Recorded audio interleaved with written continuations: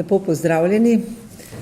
Torej, bil je vrh Evropske unije, ki se ga je udeležil tudi predsednik slovenske vlade.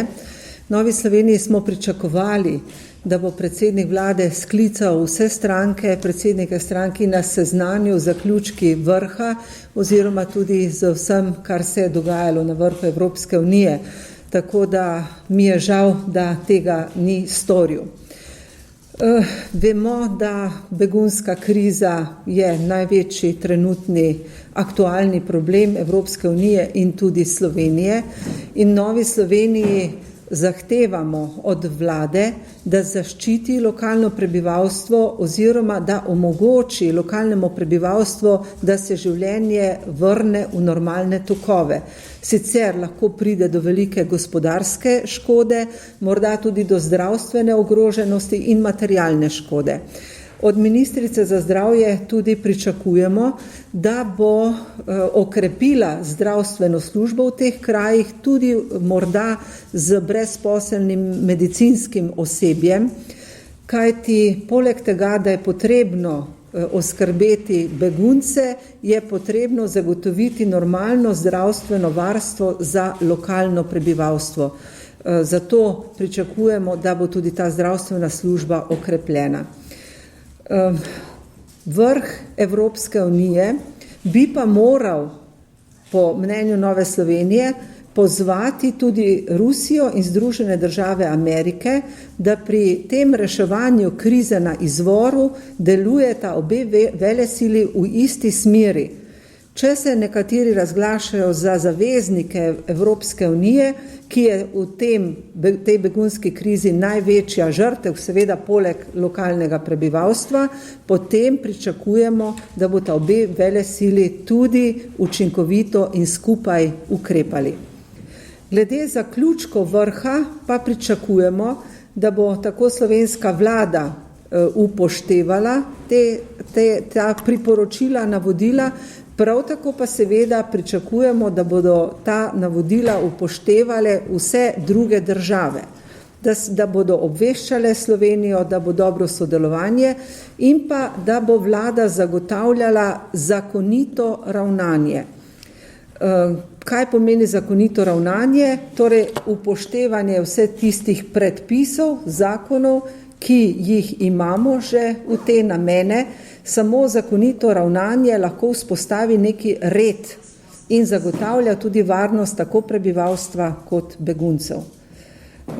To pričakujemo pri reševanju begunske krize, predvsem pa, da se kriza začne reševati na izvoru v prvih državah Evropske unije, ne pa da smo priča temu dolgemu romanju beguncev za željeno državo. To bi se lahko rešilo že na začetku v prvi državi vstopa v Evropsko unijo. To je ena tema, zanima vas pa še druga tema, kar se tiče referenduma v zvezi z zakonom o zakonski zvezi. Kot je bilo sporočeno, bo civilna iniciativa vložila sedaj podpise. Novi Sloveniji smo prepričani, da bo referendum uspešen, obžalujemo pa, da nimamo predvidenega v slovenski zakonodaji postopka, da bi lahko zakon umaknili v dogovoru s predlagatelji in bi na ta način se izognili referendumu.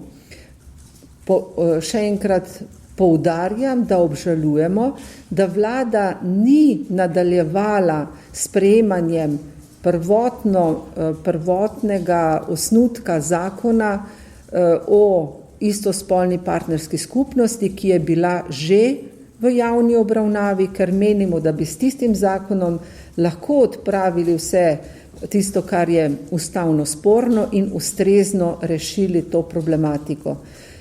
Ljudje, državljani so enkrat izenačevanje zakonske zveze in istospolne partnerske skupnosti že zavrnili na referendumu in zato mislim, da je nedopustno, da smo se tega problema ponovno lotili na enak način.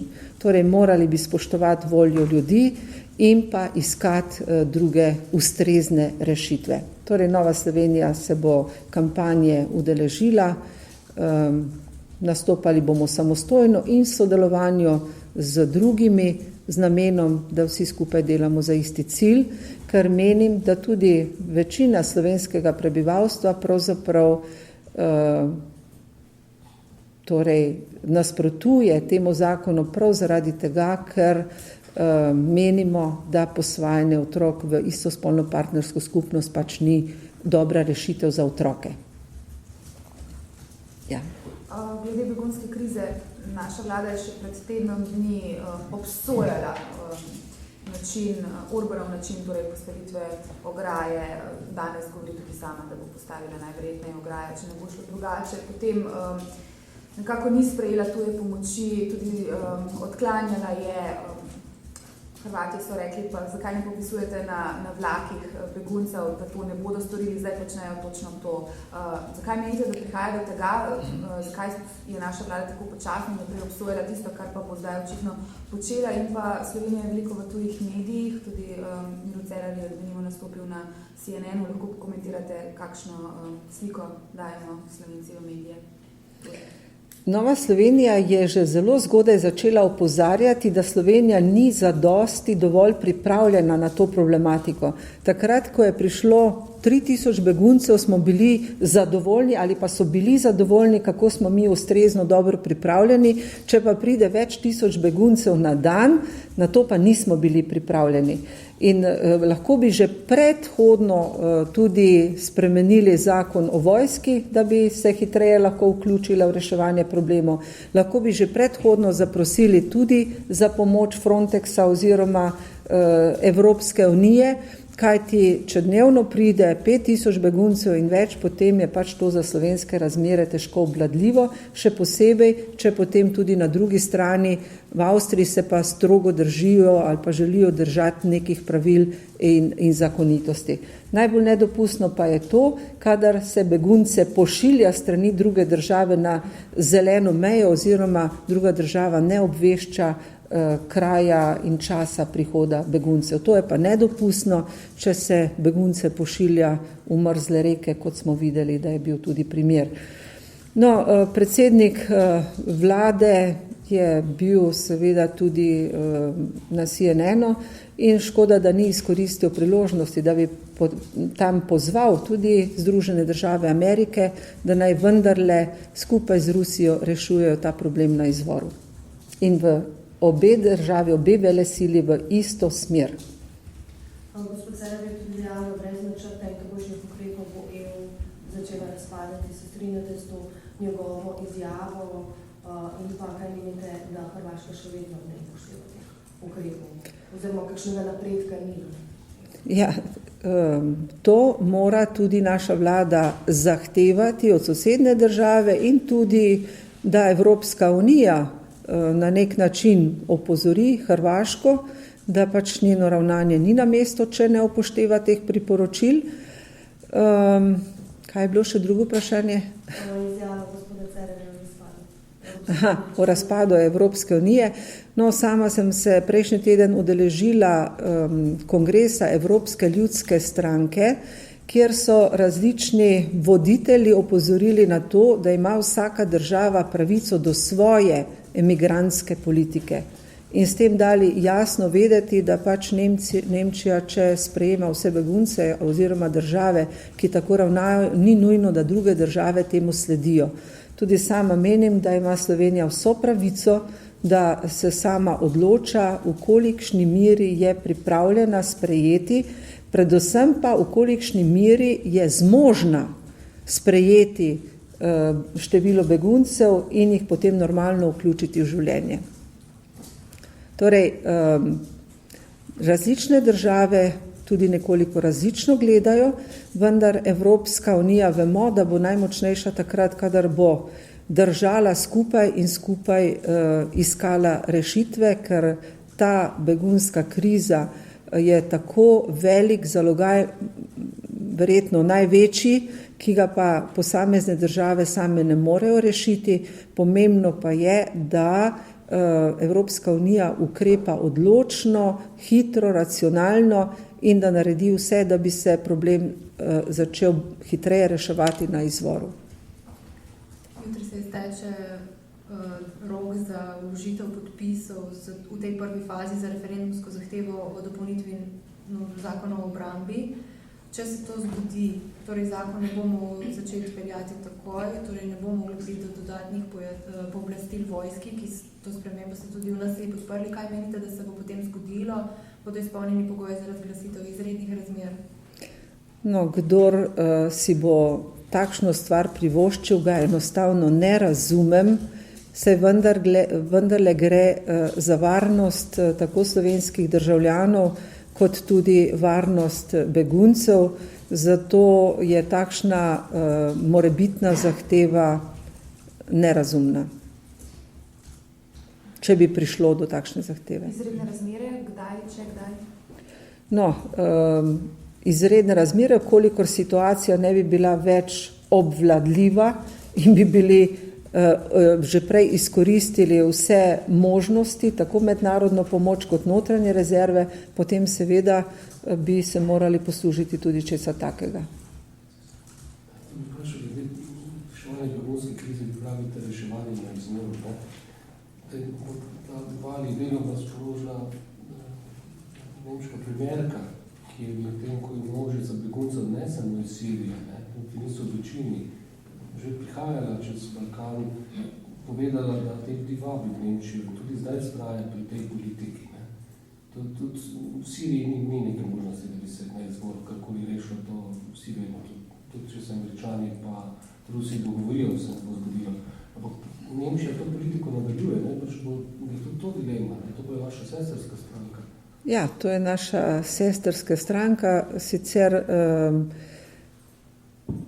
gospo Angelo Merkel, kanclerko Nemčije, podpiram v vseh stvareh, v tej točki pa pač ne poznam vseh razlogov in vseh ozadij, zato mi je tudi njena politika v tej točki težje razumljiva.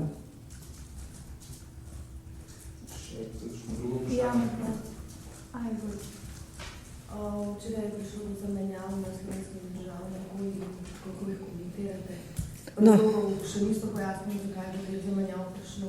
Glede na to, da vemo, kakšne funkcije je prej opravljal gospod Marko Jazbec, je takšno imenovanje enostavno škandalozno. A menite, da bi moral tudi nadzorni svet pojasniti razloge, zakaj je prišlo do teh zamenjav, glede na to, da jih noče? Ja, zagotovo bi moralo pojasniti in tudi povedati, ali res ni nobenega primernega človeka, ker tukaj gre enostavno za konflikt interesov. Tako da to meče še enkrat slabo luč tudi na vlado, ki to dopušča. Še vedno zahtevate sklic izredne seje, 3 opozicijske stranke z izjemo Združene levice glede nujnosti postavitve ograje in odstopa 3 ključnih ministrov. Kaj bi bil namen praktično te izredne seje? No, ta izredna seja je sklicana in bo. Namen te seje je zagotovo opozarjati na probleme, na težave in spodbuditi vlado, da ukrepa odločno in da izkoristi vse notranje in zunanje možnosti. In pa da tudi sprejme ustrezne kadrovske rešitve, ukolikor se pač izkaže, da nekdo ni dorasel svoji vlogi. Lahko torej mogoče še malo bolj konkretno, kaj bi Slovenija v tem trenutku ali pa jutri morala narediti za zajezitev krize? Če bi bili vi na vladi, recimo, kaj bi storili? Kaj bi storila? Najprej bi čim bolj zaščitila lokalno prebivalstvo. Druga stvar, izvajala bi ukrepe čim bolj zakonito, ker vse, kar je nezakonito, ker kaos oziroma množica nam še ne dovoljuje, da lahko ravnamo nezakonito. In če ravnamo zakonito in po predpisih, potem lahko situacijo najbolje obvladujemo in ljudi tudi zavarujemo, bodi si lokalno prebivalstvo, bodi si tudi begunce. Od vrha Evropske unije bi zagotovo zahtevala, da bolj odločno ukrepa in se hitreje dogovarja tudi s Turčijo, tudi z Grčijo, ker res to romanje preko različnih držav in meja do vedno istega cilja je nerazumno, vmes pa toliko in toliko postankov in denarja in težav.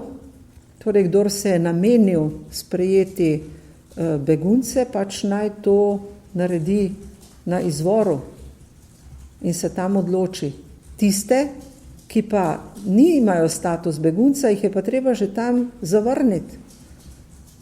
Ker če bo prišlo pa do tega vračanja migrantov, potem to je spet ne samo dodaten strošek, delo, težave, komplikacije, in pa če bodo ljudje enkrat vedeli, da pač ni mogoče, da to situacijo izkoriščajo, potem se tudi najbrž ne bodo odločili za takšno pot.